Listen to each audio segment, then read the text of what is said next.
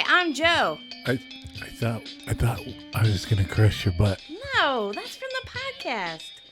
From the show, it's not this. No. Mm-mm. Okay, I'm really stoned right now. I'm Adam, Together, we're the Maladjusted Misfits. and this is the one where we talk about friends. Did you say you were stoned? Yes. Oh, I get it.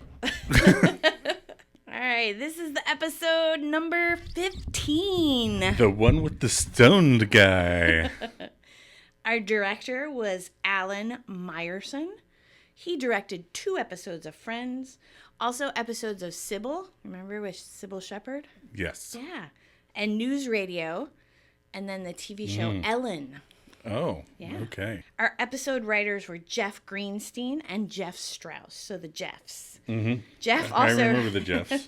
he wrote for Mr. Belvedere, Charles in Charge, Will and Grace, and he also recently wrote episodes of Parenthood that Oh, star Lauren Graham and Craig T. Nelson. I never saw the Parenthood TV show. It's supposed to be pretty good. I remember Mr. Belvedere though. Yes. Jeff Strauss also wrote for Mr. Belvedere. Well, they worked together. They're the did, Jeffs. Yeah. Charles in Charge. And then that show that we talked about before, Why Women Kill. Why women kill. That's right. Because their husbands are annoying. This originally aired on September 16th, 1995. September. Which is actually February. What does our IMDb plot tell us? I did not say Every it. time. Monica cooks a gourmet meal for a restaurateur who is looking for a new chef. However, he arrives at the apartment stoned. Meanwhile, Ross tries to master dirty talk. And it should be noted that's stoned as in high on marijuana, not in the biblical sense. Oh, okay. Are you ready for some trivia? Yes. All right. So John Lovitz guest stars on this episode. What? Yeah. And it's said that he improvised many of Steve's lines. Hey. I bet he did. And then John Lovitz was also Lisa Kudrow's brother's childhood friend. They grew up together. Oh, that's cute. And with his encouragement, she began her comedic career as a member of the Groundlings. Aw. I thought that was really sweet. Hey, you should be a groundling. Yeah, that's the ticket. Also, we have a guest star of Melora Harding. Oh, yes. Yes, and she and Matthew Perry would star together later in a movie called 17 again. Oh, really? She was in that. I never saw that. I think we own that, but I think we do. I think the girl kid really liked it. Yeah. Yeah. It's right up her alley. Well, it had Zac Efron on. Yes. She likes younger Zac Efron. Most of his movies nowadays, she's like, no thanks. No, thank you. Also, at the 6-minute 41-second mark. Ooh, down to the second. I'm being precise. When Ross's date Celia, who's played by Melora Harding, is leaning over and Marcel is hanging from her hair. Yes. There's clearly a third guy there, or a third person there. On the right side of the screen is a blonde male with a mustache, Right. momentarily leaning in, and so it's almost certainly Marcel's or Katie's handler. Right. Which, And again, I think that's one of the, since they expanded it for widescreen, I Yep. think that's one of those things that originally you wouldn't have not have Right. seen it. But it is there. I got a screenshot of it. Oh, so, did you? yeah. Okay. All right, Adam, what were your episode reactions? This week I'm going to go for an A. All right. An A grade. All right. Chandler goes from cubicle to quitting to office to becoming what he didn't want to become in the span of 21 minutes. It's fantastic. Monica is teased with her own restaurant only to have the rug pulled out by the marvelous John Lovitz. Phoebe and Rachel also have fun roles to play.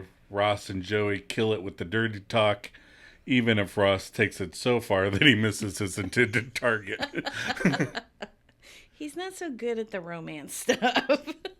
So I overall, I like the whole thing. Yeah. I think it's a fun episode. I think it's terrifically entertaining. There's really good, fun set pieces throughout the whole thing. And it moves very quickly. Like the plot just, the pace is really fast. I was pretty, I was going to give it a B+, but, you gave it an A, so it's pretty close.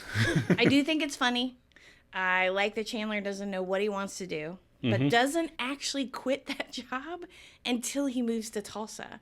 And then he finally quits. Right. I think it's funny that he announces his job like 40 times during this episode. Yeah. And nobody remembers what it is. Yeah.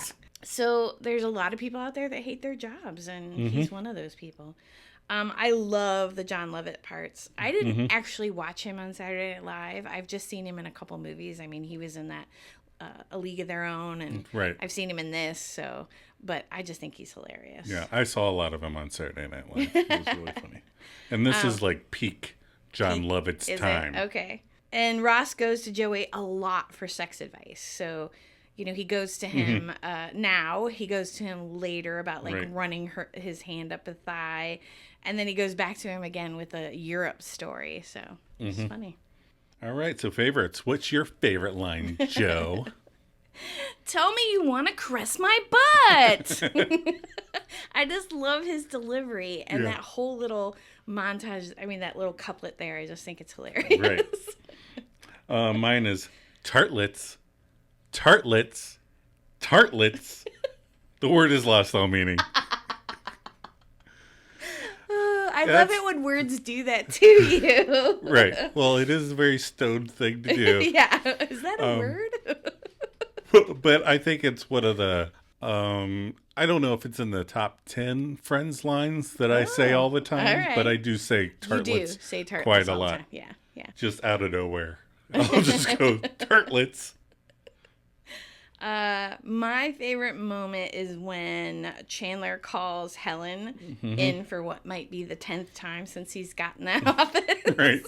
And her exasperation and him saying, this will be the last time, I promise. Right. Again, those little people that come in and just have one thing to do. Yep. And she just has that perfect look on her face like... She doesn't even say a word. He's just done this 15 times in the past 4 hours.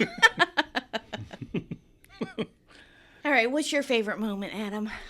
I have a different Chandler moment. Okay. I love when Chandler comes out to find Joey and Ross practicing their dirty talk. And he just stands there for a second looking at him, and then he makes a little sound with the chair. And I like that it's not an old school sitcom like misunderstanding. Right. Oh that my God. It's like they're doing something. I'm not sure what it is. It's kind of weird. But it's going to be funny when they find me standing here. All right. My favorite outfit, I like Rachel's jumper dress. And she has that white button down underneath it. That's what she's wearing when Monica finds out that her friend Wendy when did. Wendy's not going to be able to do it. And they kind of... She looks really cute. I like that. Yeah. I like those. That's similar. Monica had one past... like last episode or the episode before. Mine was, I don't know how to describe this. It's another Rachel. Okay. But she's got a long sleeve shirt thing with a long black spaghetti strap thingy with a lot of buttons on the front. Okay. So it kind of looks like a slip dress, kind of. Yeah, I don't know what that is. I mean, it's got a lot of buttons. It's a maxi dress. And she looks very cute in it. She's also wearing like a little jade ring that she's been wearing a lot. And I haven't brought it up before, but it looks like the ring from Twin Peaks. Oh, really? Yeah, so if there's anybody out there who watches Twin Peaks, there's a ring that plays into the plot of Twin Peaks prominently. Yes. And it looks like throughout the whole first season, Rachel's wearing this ring. Well, now I feel like I should be concerned about Rachel. Yeah, you should be concerned because it does not bode well. I've watched with Twin Peaks, and it's not a happy ring. No, never bodes well for whoever has the ring on. But yeah, Rachel for the double win. I think that's the first time we've had somebody with a double win. Yeah. All right, themes explored this episode. Careers. Okay. Yes. Career dreams being crushed. Yes. Dirty talk to spice things up. Yes, a fun theme. Whipped fish. I can't say I've ever had whipped fish. Yeah, I know. Not looking forward to it. No. I don't imagine what you would eat it on. I don't know. Right, and I added a fifth theme in here. Oh, okay. Don't start a restaurant if you're a stoner. You might eat all the profits. Right. And now it's time for a dramatic line reading. Hello? Hey, Mr. Kostlik. How's life on the 15th floor? Yeah, I miss you too. It's a lot less satisfying to steal pins from your own home, you know? Well, that's very generous. But look, this isn't about the money, you know? It's just, I need something more than a job. I need something I really care. And that's on top of the year-end bonus structure you mentioned earlier? Look, Al, I'm not playing hardball here, okay? This is not a negotiation. This is a rejection. No. Stop saying numbers. I'm telling you, you've got the wrong guy. I'll see you Monday. Yeah. All right, we open its Central Perk. Yes, and there is Rachel, Joey, Ross, and Monica present. Rachel be waitressing. Yes, she be. There is an old dude at the bar with a Lebowski sweater on, and podcast listeners can't see you, but you are wearing a Lebowski sweater right now. Wearing my Halloween costume Lebowski sweater. Yep. The old guy that's wearing it in the episode is a little white. Oh, okay. It's a little paler than the normal, but other than that, it looks like a Jeffrey Lebowski sweater. I'm sorry. Yes. Which is very suitable for the stoned guy episode, I might. Absolutely. Because Lebowski is a stoner. Yeah. So Rachel gives Joey and Ross their orders, but then gives Monica a nice hot cup of apple cider with a cinnamon stick with an eraser. Right. Which she points out to Rachel. Rachel then realizes she stuck the cinnamon stick behind her ear and gave Monica her pencil by mistake. Right. She takes the pencil and puts the cinnamon stick in her cider. Yikes. So is she mad that it was a pencil in her cup or that she took it from behind her ear and put it in her cup? Both. Monica is none too happy with either of them, I don't think. This interaction will affect the plot later. Well, not the entire plot. Yeah, but details later. Yeah. Very poor waitressing. And I think that's when she lost the job right there. Okay, so then we go to Chandler's office. Mm-hmm.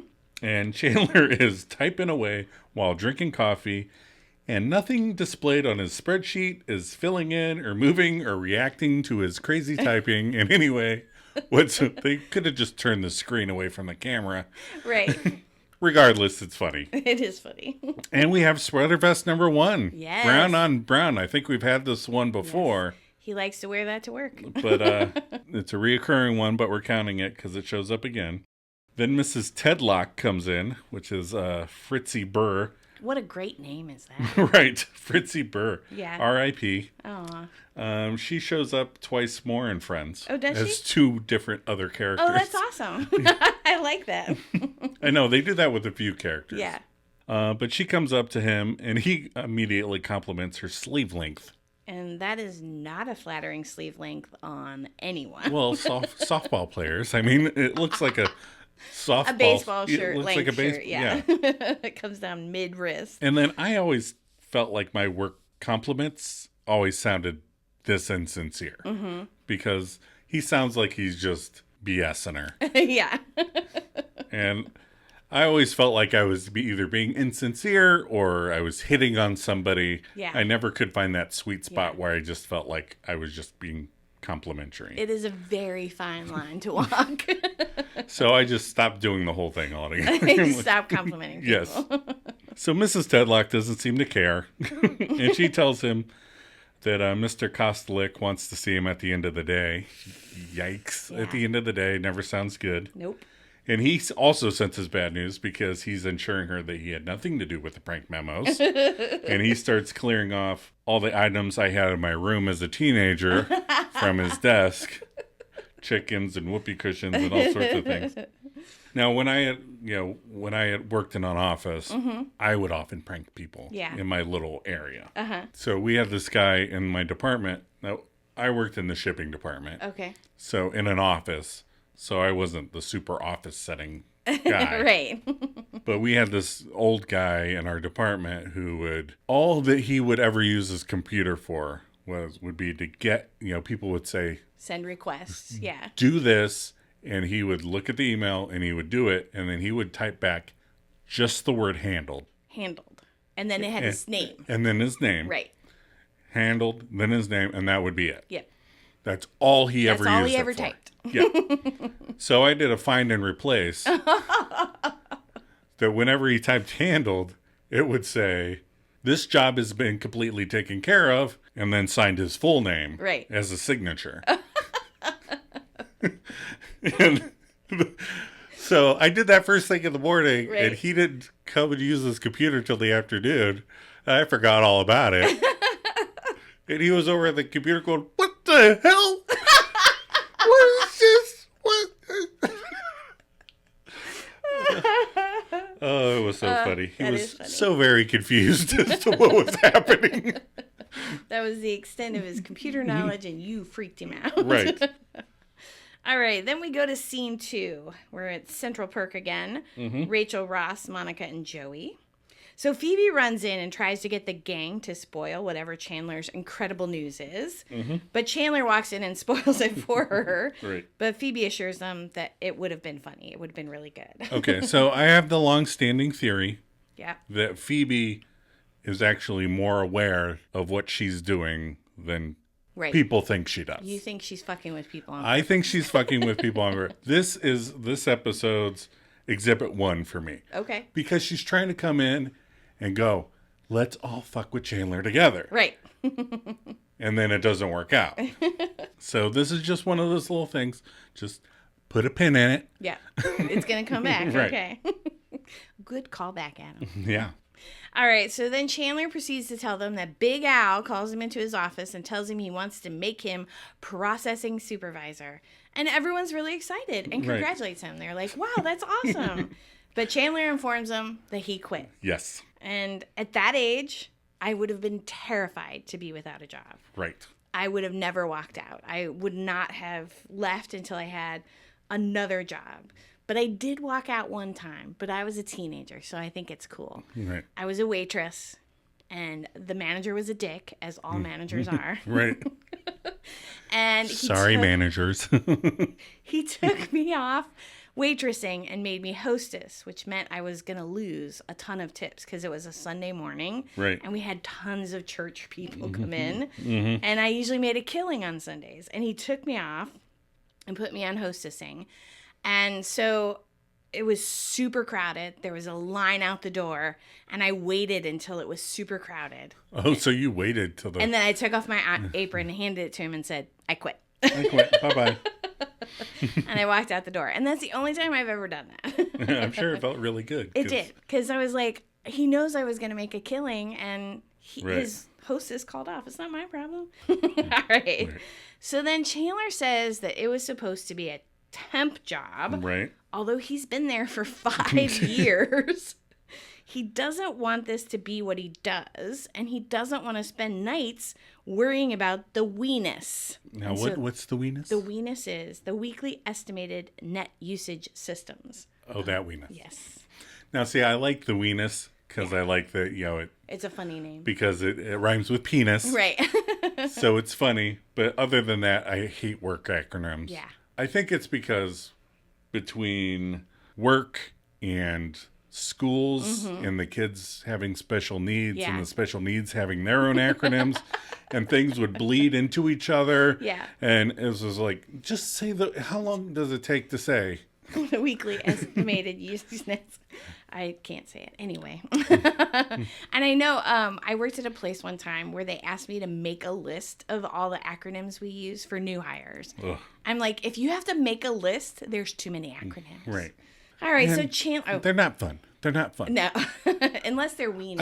I think managers are taking a beating this episode. I think managers think they're fun. Yeah. And they're not. No. They're just stupid. Yeah. Chandler doesn't know what he's going to do, but he knows he won't figure it out working there. Right. And Phoebe gets excited about her new massage client, Steve, who wants to open a restaurant and is looking for a head chef. Hello. Phoebe That was says, Monica saying hello, by the way. Phoebe says, I know, but Chandler needs a job right now. Like, very indignant that she Right. even thought about that. Right. Chandler's unemployed. I'm looking out for his Best interest. best interest.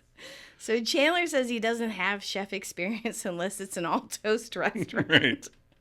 And Monica probes more, and Phoebe says that this guy wants something eclectic, someone that can create an entire menu. And Monica is so ecstatic, but Phoebe Right. keeps turning back to Chandler. Right. And after Chandler turns the job down, like, nope, Right. I just can't see myself in a big white hat. She leans back on the couch. And then she goes, oh, Monica, guess what? It's like, And again, exhibit number 2. you think that she knew? I think that she's doing this. I think she's, like, in her mind, again, in Phoebe's head, she's also thinking Chandler's unemployed. He needs a job. Right. So I'm going to mention it. But I think she's also thinking, I'm going to tease Monica a little bit. I think her ulterior motive is to tease Monica a little bit. See, I think she's just quirky and odd and eccentric and... No, I think it's dubious to assume she has no clue. Right. But sometimes Phoebe is like talking to our girl kid. I know that the girl kid has special needs, but sometimes Right. you'll do that. You'll say, you know, like, But, right. we need to do this. And she'll be like, oh, guess what? Right. But she would never run in And be like, let's fuck with. we're going to mess with Chandler right now. You're right. She would not have that. So that's what I mean. I'm saying Phoebe has the mental capacity to know to tease somebody. And this is a perfect example of, All right. yeah, I think that We'll go with your theory. You don't have to agree with my theory. I don't, but It's that's just my okay. theory. Okay, so then we go to Monica and Rachel's apartment. And Rachel, Ross, Joey, and Phoebe are there. Right. Chandler runs in and asks, can you see my nipples through the shirt? And Rachel says no, assures him that they're probably still there. And when they come back to this later, Yeah. I have something else to say about that. Okay. But Phoebe asks where Mr. Sooty Man is going, and Chandler says he's going to see Dr. Robert Pillman, career counselor, a go-go. And he goes, I added the a go-go. But I think I want to be known as Adam Podcaster, a go-go from now on. No, wait. A mundo. No, a go-go. Let's keep it a go. Anyway, Rachel is confused about the career counselor, and Chandler says that everybody knows what they want to do. And then Rachel goes, well, I don't know what I want to do. Well, everybody in the living room knows what they want to do. And Chandler doesn't have a dream. And Ross quips that he's the lesser known, I don't have a dream speech. So Monica is shouting how she loves her, comes in shouting about how she loves her life. And Phoebe shouts Brian's song, like she's quoting a movie. Yes. So I looked it up because I never heard of Brian's song. Had you ever heard of it? I knew the name. Okay. Literally, that's all. So it's a 1971 movie based on a real-life relationship between two football teammates, Brian Piccolo, played by James Caan, and Gail Sayers, played by Billy D. Williams. And the bond established, and Brian helps train Gail to be a better player because he actually is trying to get Brian's position on the team. And then Brian discovers that he is dying of an incurable cancer. So the other thing I want to point out is there is a song about, like, while they're training, about loving life and stuff like that. Okay. But Phoebe may not know that this movie has a sad ending because remember her mom shielded her from all the sad ending movies. So she shouts out when he goes, I love my life. She says Brian's song, which is Brian's a song. really, really sad movie. Right. Yeah, we should give that a watch sometime. We should. I like both of James them. Caan, yeah. So then she proceeds to tell them about the restaurant that Steve wants to open on 10th. Not too big or not too small. And Chandler asks if it was owned by a blonde woman and 3 bears. And she tells him that she is cooking dinner for him on Monday as an audition, and Phoebe needs to be there so she can make yummy noises. And Rachel asks what she's going to make, and Phoebe says, Yummy noises. right. Monica doesn't know what she's going to make, but Phoebe offers a suggestion that she makes that thing with the stuff with the thing and the stuff. Right. Now I do this to you. And you don't like it when I do it, but you like it when Phoebe does it. So double standard. Or when you ask me what I want to eat, and I say something good. Right. You don't like that answer. But she's kind of doing that, and trying to get her to say the first thing that pops into her mind. Right. Like that's what I wanted to make from the beginning. So Ross asks if anyone knows a good date place in the neighborhood, and Joey suggests Tony's. Because you get a free 32-ounce steak if you eat the whole thing. Yeah. This is equal to the size of 2 pounds of steak. 2 pounds or 57 cubic inches. Wow. And again, for free, this is Joey's perfect restaurant. Date or no date. I'm sure he's like, if I don't have to pay for it, that's perfect. But Ross says he's not dating a puma. And they deduce that it's the bug lady. And Rachel does a little bug impersonation. Yeah. Ron saying, love you, Ross. Right. I think Harry Potter does the pincers better. A little. Yeah. Oh, that's funny. She is curator of insects at the museum, or probably an entomologist. Oh, yeah. He's going to take her out to dinner and then go back to his place to introduce her to his monkey. And he's not speaking metaphorically. No. And Joey asks if Ross plans to, And Ross says he hopes for, They're talking about sex, right? Yes. And Joey assures him that Marcel is a chick magnet. One look at that cute, furry face, and then there's a smash cut to Ross's apartment. And Marcel hanging off Jan Levinson Gould's braid. Jan Levinson. Oh, what happened to the Gould? She got mistletoe. We don't have to do that every time. Okay. And she's played by Melora Harding. Right. Yes. Who has a monkey hanging off her head. Yes. And then Ross tries to calm Celia down and offers Marcel a banana to get her off her hair. Can you imagine going for a date and then you go in the apartment and a monkey's hanging from your braid? Yeah, no. I would never have gone on a second date with him. I'm sorry. I don't think I could have. After the monkey. Yeah. He's got a monkey in his apartment. And it was hanging on my hair, and he didn't act like it was going away anytime soon, so I won't be coming back. He didn't warn me ahead of time about the monkey. All right. So then we cut to Monica and Rachel's apartment. We have Joey, Phoebe, Rachel, and Monica. Mm-hmm. Monica feeds Joey salmon mousse and asks him which one tasted better. And he says, well, this one's creamier. Well, is that better? And Joey says, it's whipped fish, Mom. I'm lucky I'm keeping it down.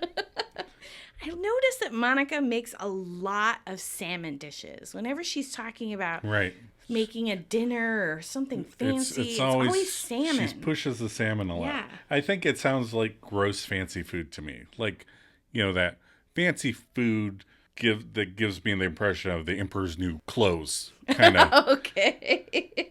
There's those restaurants that you're like, are they really trying to trick rich people? What's going on here? Now, we've had salmon. It's pretty good, and it's not a fancy food. You can fix it normal, but... Right. But I've never had whipped either. No. I've never had whipped fish. So Chandler comes in and looks whipped. He slams the door... Like whipped salmon? Like whipped salmon. And proceeds to tell them that after 8.5 hours of tests, he's ideally suited for a career in data processing for a large multinational corporation. And Phoebe's excited because he already does that. Yeah, you already know how to do that. But he's super frustrated and says he pictured himself doing something really cool. Like something. Right. So what did he go to college for? Like, what was his degree in? I know tons of people go to college and don't do any work that they had their degree in, but, like, what did he want to do? He had to go and have a major, so... Right. Yeah, I don't know. I don't know what his major was. Yeah, I don't know either. There's something for you to jujule. So Rachel comes over to comfort him, but realizes that you can see his nipples through the shirt. Now, I empathize with Chandler's reaction to this because I have asked people questions before to be blown off with a quippy joke or something. Right. And then 8 hours later, they go, oh, yeah, blah, blah, blah, blah, blah. I'm like, well, you didn't fucking tell me that 8 hours ago when I asked you. Oh, So Monica offers to cheer him up with the tiniest piece of food I've ever seen being served. And Chandler says, I had a grape about 5 hours ago. You better split this with me. Right. And she says it's called a pre-appetizer. The French call it an amuse-bouche. Mm-hmm. So I looked up amuse-bouche. Right. And it's a complimentary bite-sized appetizer from the chef. So it's not something that you would normally pick out. The chef normally sends it out as a pre-appetizer. Oh. Now, see, we've been to Paris. Yeah. But I learned that word from the Hannibal TV show. Oh, really? Okay. And Chandler says, well, it is amusing. And then the phone rings. Monica's talking to Wendy about coming at 8 p.m. for $10 an hour. Mm-hmm. And everyone looks confused. And Monica tells them that she asked a waitress at work to come help serve. And Rachel is very upset. Right. And she says, I thought of you first, but she's a professional waitress. Like, is there such a thing as a professional waitress? Well, I don't know, but I did work in a restaurant like 20 years ago. Uh-huh. And whenever, we still occasionally go to that restaurant. And some of the waitresses are still there. Wow. From when I was working in the kitchen. Well, if you're a good waitress, you can make good money. Right. It's the job that virtually any woman can get and make a living on. Yeah. According to Mr. White and Reservoir Dogs, anyway.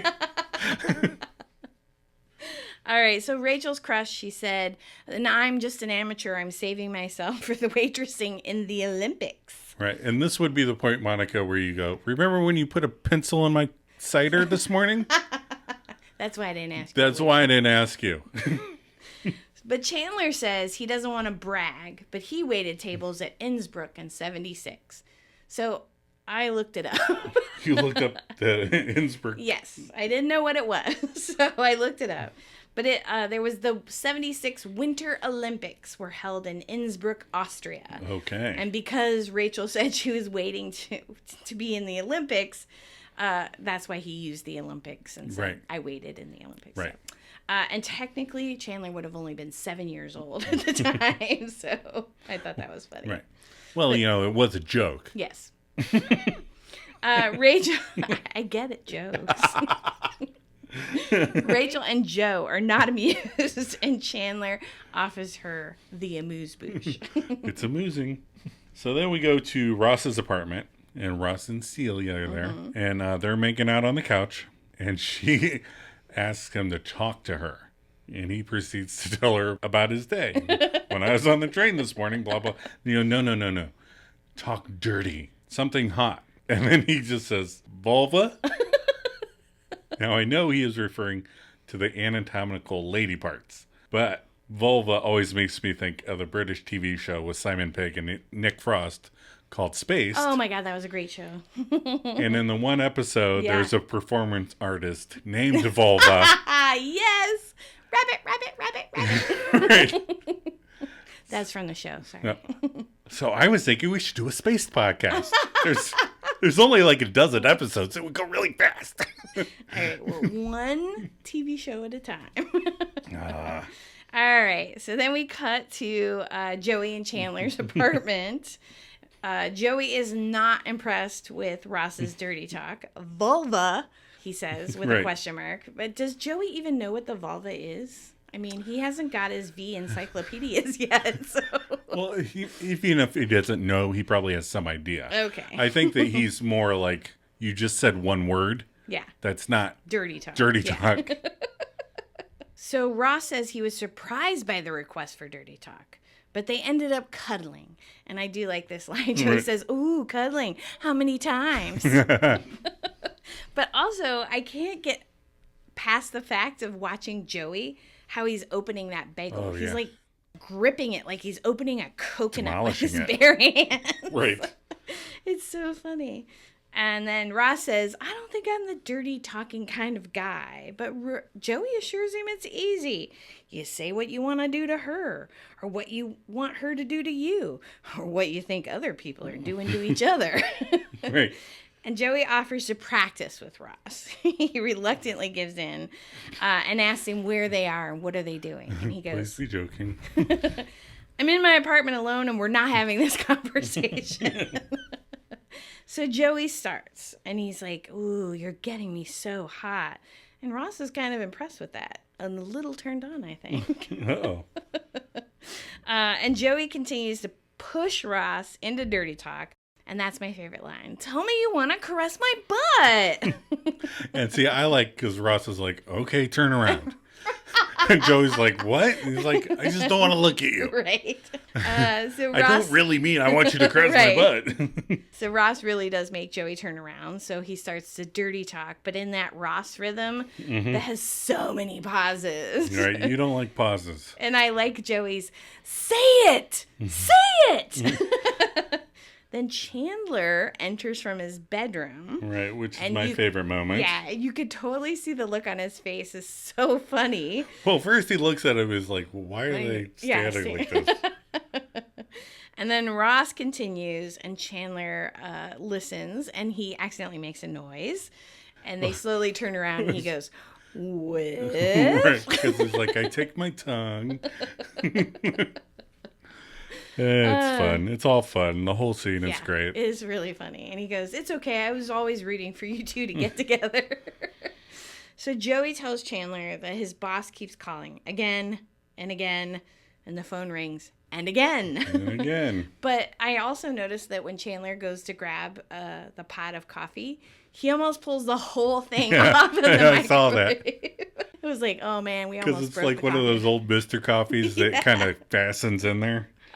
So Chandler takes Mr. Kostelik's big Al's call from the 15th floor, and he just continues to throw money at him. He says, no, you've got the wrong guy. But eventually he gives in and says, I'll see you Monday, and goes, nah. We're like, no, I'll see you Monday. So I wonder how much he offered him. Right, because I mean, just the cubicle to that office. Right. Would, a big stretch, yeah. Right, it would impress most people. Right. Because it is a drastic difference. You get to see in both. New York. Yeah. Yeah. So then, cut to Chandler's fancy new office on the 15th floor. Yeah. And Chandler walks in with Phoebe because he's showing off his new office, which he should. I think anybody would be like, right. Look at this. So Phoebe is impressed, and she likes the view, but she immediately goes, oh, there's a guy peeing on the street down there. Now, I never saw anybody peeing in New York when we were there. Yeah. I saw a couple people peeing in Paris. Really? Yeah. Well, remember the one guy at night? Oh, yeah. He walked right by us and went into a little nook and started peeing. But again, the public bathrooms in any of the big cities, I think, are all a fucking nightmare. I think New York just smells of piss. Like, just walking. It smells of trash. Yeah. There's trash everywhere. And there's not trash everywhere in Paris. No. New York, or not New York, London was the cleanest was the cleanest place I've ever been in my life. Yeah, we said that remarkably walking around the city, like how clean it was. Yeah, and we didn't go to the East End, but no. So then Chandler shows Phoebe the pièce de résistance, and he summons Helen, and Helen enters, not happy at all. No. I think I worked with that Helen. I mean, she looked just like her, and she was surly and annoying, and Chandler didn't even call her into his office a bunch of times. She just looked that way constantly. But this lady that played Helen was amazing. I love it. Again, I'm sure they were like, had a bunch of old women just walk in the room, look pissed off, carrying a notepad, and they're like, perfect. So then we're back in Monica's apartment, and Monica's on the phone with Wendy, who is apparently backing out of the waitressing deal. And she's like, Wendy! That's The Shining. The Shining. I love The Shining. So Rachel is nonplussed when Monica's like, my waitress backed out. Oh, well. And she's like, I plan to walk around. And then they go through a little negotiation, and Monica ends up offering her $20. And she stays. Right. I'm not sure why she needs a waitress for this event this evening. Right. I really don't think she does. Yeah. Or why Rachel couldn't do it. I mean, Rachel sucks, but she doesn't have to take his order. Right. She just has to take the plate from Monica. She doesn't have to prepare anything. No. She just hands it. She's just bringing over the dishes as Monica lays them out. It's not that complicated. Phoebe could have done it. So we cut back to Monica's apartment later. Rachel, Monica, and then Phoebe and Steve enter. And here we have John Lovitz entering. And he says, "Hello, greeter girl." I love that. Now, if I was stoned and I was walking into an apartment with Phoebe, and I was reacting, again, stoned to meeting Monica and Rachel, Right. I would be reacting like Frank Jr. Oh, yeah? Whoa. Whoa. He's the only person that I feel like ever reacts Right. like a normal person to meeting Courtney Cox and Jennifer Aniston at the same time. Like, these are two terribly attractive women. So Phoebe starts laying on the compliments, and Steve says, "What a lovely apartment." And even though he was just being polite, Monica offers him a tour. Well, I was just being polite, but okay. So while on the tour, Cheech proceeds to tell Rachel that Steve is stoned, having smoked a joint on the way over to the apartment. Yes. So Monica offers the first course, which Steve devours in seconds. He's like, And this was almost my favorite line when he goes, "Well, smack my ass and call me Judy." And she says, "I'm so glad you liked him. Liked him? I could eat 100 of them." Right. And then Phoebe, when you look at her on the couch, she looks like she had a really hard time getting through that scene. I didn't notice. Yeah. Oh my gosh. Her face was so funny. Like, hurry up and finish because I can't hold it in. See, now I think Monica should have been like, "My mother's name is Judy." That's who I thought of. So Monica says in 8.5 minutes, he can have some delicious onion tartlets. Tartlets. Tartlets. Tartlets. The word lost all meaning. That's a really funny bit, too. Rachel shows Steve into the kitchen and alerts... Rachel follows Steve into the kitchen, sorry. And alerts Monica that he's high without trying to say it out loud. Right. So Monica waves her off until Steve says, "Ooh, cool, taco shells." Right. And I love how Rachel points to him. Like, See? He's high.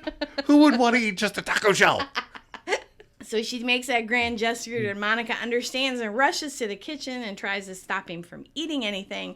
He picks up a box of sugar hose. Right. He says, "Mac and cheese. Ooh, we got to make this." Right. And then when he distracts her with dropping the mac and cheese, he grabs a bag of gummy bears. A sly move for being high. And while she tries to wrestle them away, he violently opens the bag, spewing gummy bears into the soup tureen on the table. And he grabs the sugar hose and tosses them to the gummy bears to save themselves. Right. And this reminds me, as a kid, I remember specifically pretending my meatballs were drowning in SpaghettiOs, and they were trying to save the meatballs. So Monica yells at Steve that dinner is over, and he couldn't wait 4.5 minutes for the tartlets, and then the timer dings. Hey! And I like the scene cuts, but you can see him walking toward the stove like, "I'm going to get those onion tartlets." Right, like, I wonder how long he stayed. Yeah. Like, Did he make it through all the food? Or? Right. Did they kick him out? Right. But then we're back to Central Perk. Monica, Phoebe, Ross, Joey, and Rachel. And the friends are consoling Monica about what a tool Steve was, and that she will get there because she's an amazing chef. And Phoebe assures her that she was not faking her yummy noises. Did Phoebe even get to eat anything? I didn't see her eat anything. Right. He must have stayed because he wolfed everything down that he was offered. Ross goes to the counter to get a coffee, and Joey follows him to get the scoop on the dirty talk. And Ross relays that he is the James Michener of Dirty Talk. Don't worry, I looked him up.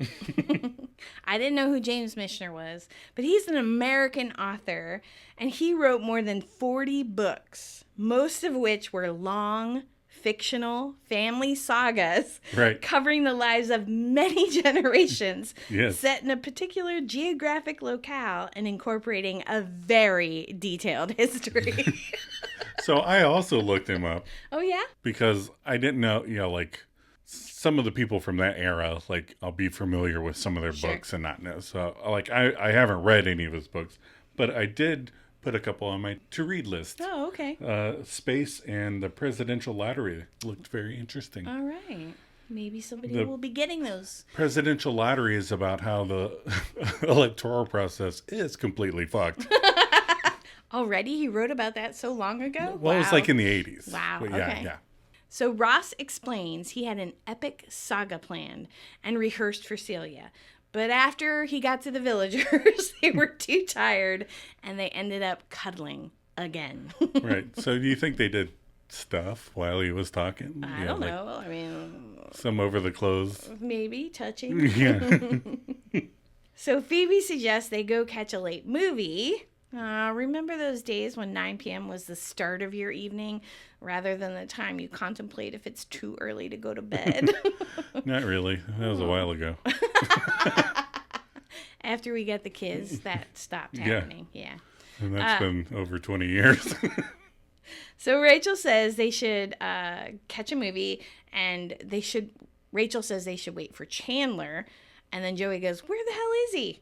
And then we smash cut to Chandler's office, and Chandler's on the phone, and he's yelling at Fran about the weenus. Yes. And he gets very irritated, and she says she should care because he cares. And then he slams the phone down and realizes that he's become a tool. And ironically, he does a Keanu. Whoa. So then the stinger is at Phoebe's massage parlor, and it is just Phoebe massaging Steve and being mean about it. Yeah. She's digging her elbows into his back, and Steve's getting his comeuppance until he feels like he's going to throw up. I think it's so cute that she hurts him for being a jerk to Monica. But she stays friends with him. Because he comes back. Yeah. Steve comes back.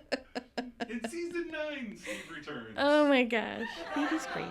All right. That's the end of the episode. That's the end. Cut and print. Oh, cool. Taco shells. You know, these are like little corn envelopes. You know what? You don't want to spoil your appetite. Hey, Sugaros. You know, if you just wait another 6.5 minutes. Oh, macaroni and cheese. We gotta make this. No, we don't. Oh, okay. Hey, oops. Sorry. Yeah, why don't you just have a seat here? Okay, give me the gummy bears. No. Give them to me. Fine, we'll share. No, give me the gummy bears. Then you can't have any. No, give them to me. Oh, bears overboard. They're drowning. Hey, fellow, grab onto a Sugaro. Save yourselves. Help, we're drowning. That's Help, it. help. Dinner's over. What? What? Why? Why?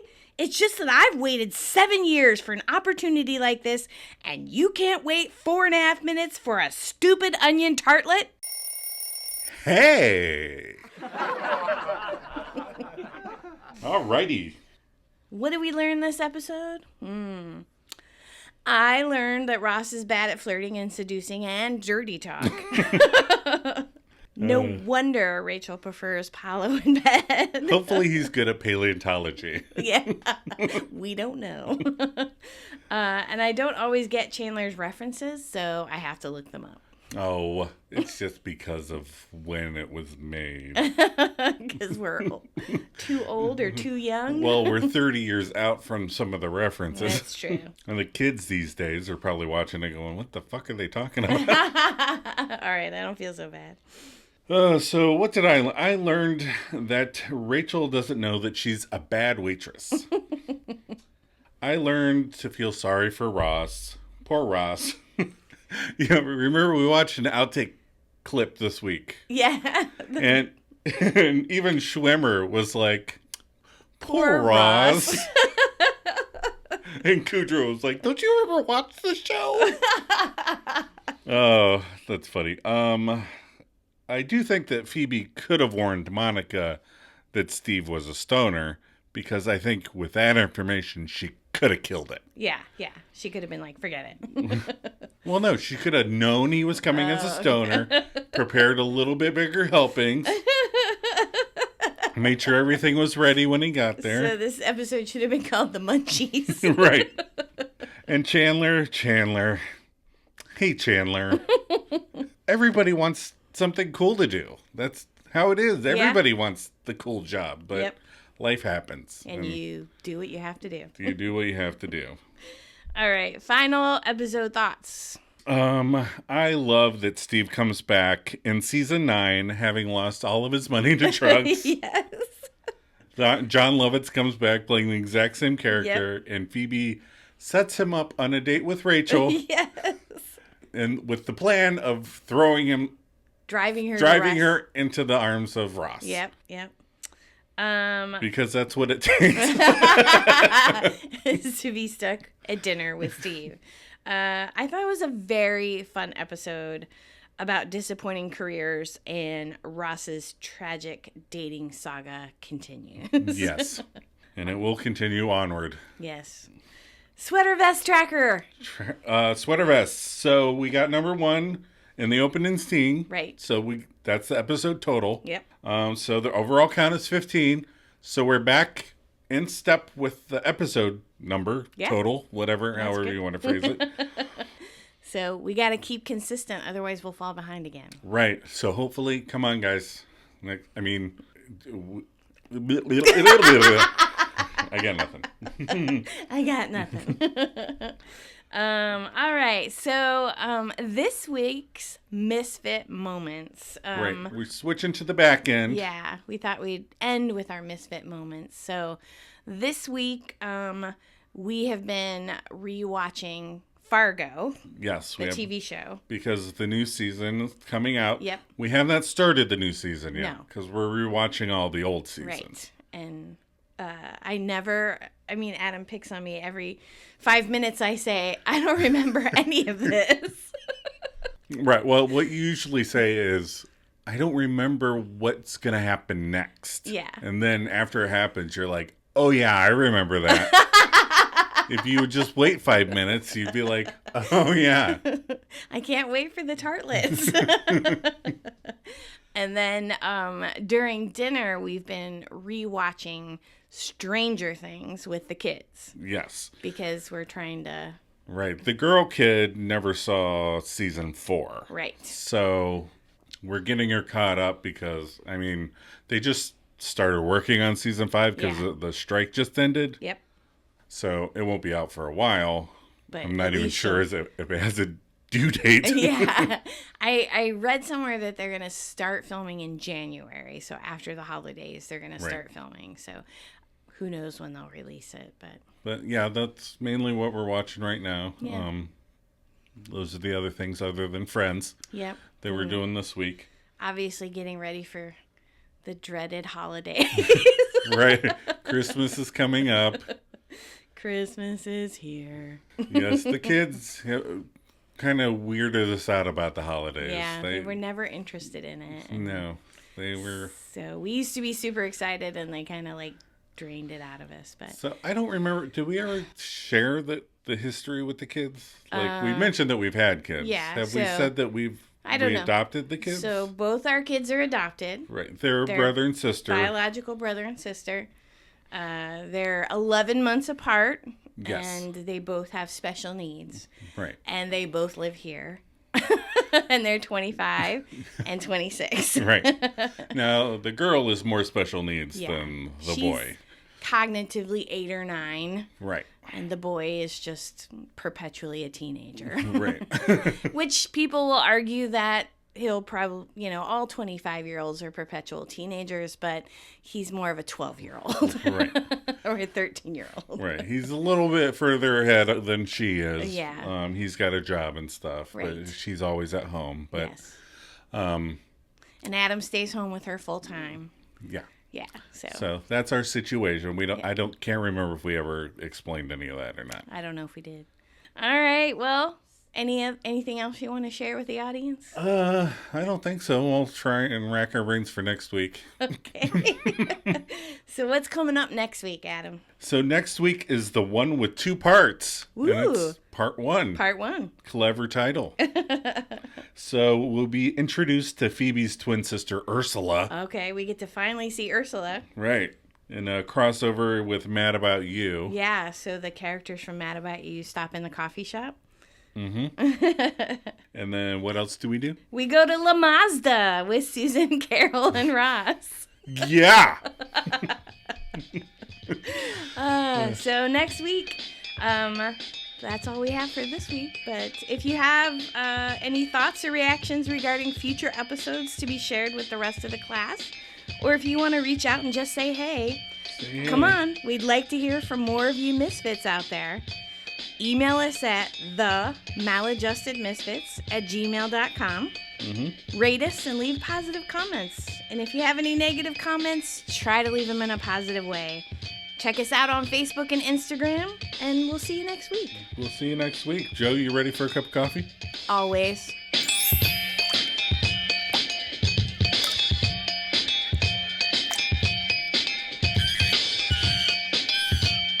Eight and a half hours of aptitude tests, intelligence tests, personality tests, and what do I learn? You're ideally suited for a career in data processing for a large multinational corporation.